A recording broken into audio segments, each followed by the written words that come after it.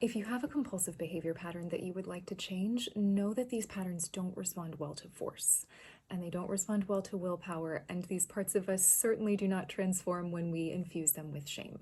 or if we make ourselves feel bad about the thing that we're doing that we don't actually want to be doing. If we want to create a change in our patterns that isn't just a grabbing ourselves and forcing ourselves to do something different, which either isn't going to work or is going to make us feel like an addict white knuckling for the rest of our lives, we have to actually slow down with ourselves in the midst of the thing that we are trying to change. Reels are way too short to give a full class. I'm going to give a personal example, which is that I struggled with binge eating for many, many years, and as much force and tools and willpower as I applied, it was not changing.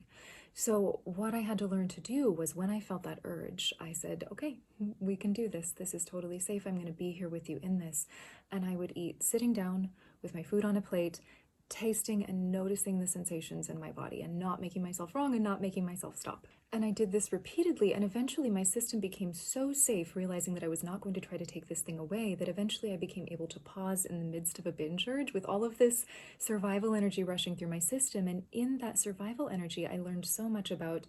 the needs that were going unmet, the feelings I was afraid to feel, and the changes in my life that I needed to make in order to be able to move beyond this pattern that had been with me for so long.